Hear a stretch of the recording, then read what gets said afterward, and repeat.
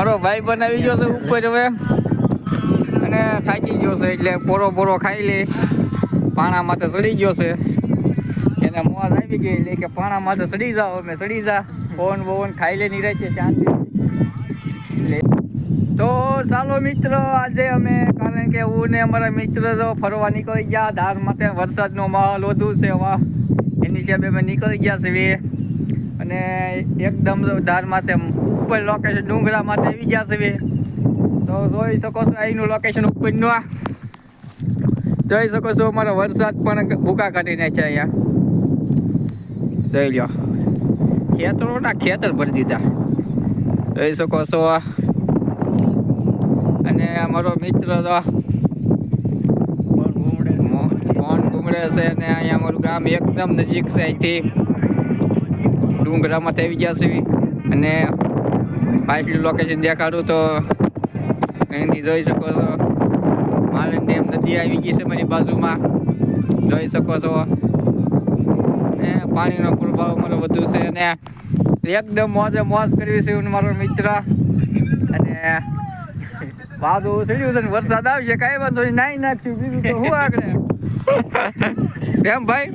તો ધીમે ધીમે અમે ડુંગરા માટે ચડવી છે અને હું ને મારો જોઈ શકો છો.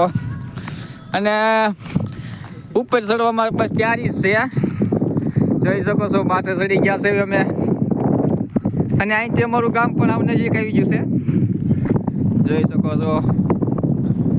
હાલના આજુબાજુના ખેતરનું તમને લોકેશન બતાવું તો જોઈ શકો છો. ખેતરમાં પાણી ભરાઈ ગયા છે અને આ બાજુ તો વાદળા નીચે પડી ગયા છે. તો હાલની પરિસ્થિતિ પ્રમાણે અત્યારે ક્યાં વાદળા દેખાય છે જોઈ શકો છો.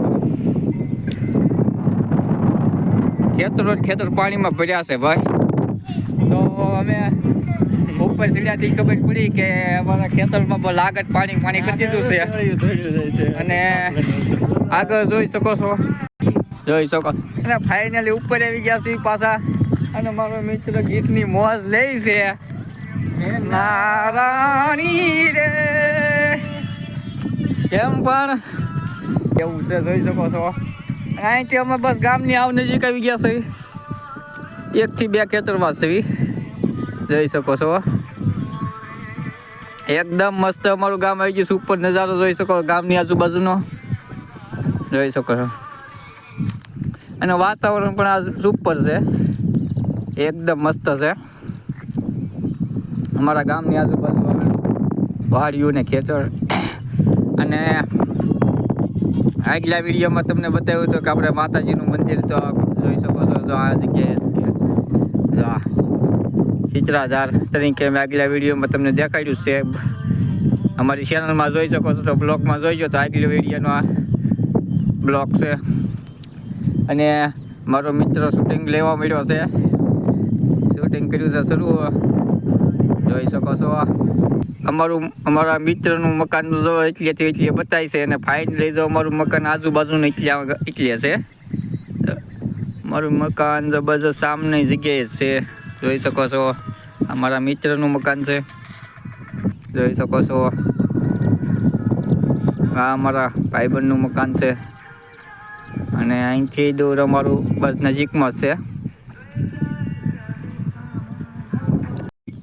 તો ફાઇનલી બસ અમારો બ્લોગ અહીંયા પૂર્ણ કરવી છે. અને આવા બ્લોગ જોવા માટે અમારી મહેશ ઠાકોર મિની બ્લોગ 001 ને સબસ્ક્રાઈબ કરો અને શેર પણ કરો અને લાઈક પણ કરો અને સપોર્ટ પણ કરો કારણ કે આવા નવા બ્લોગ તમને જરૂર દેખાડશું.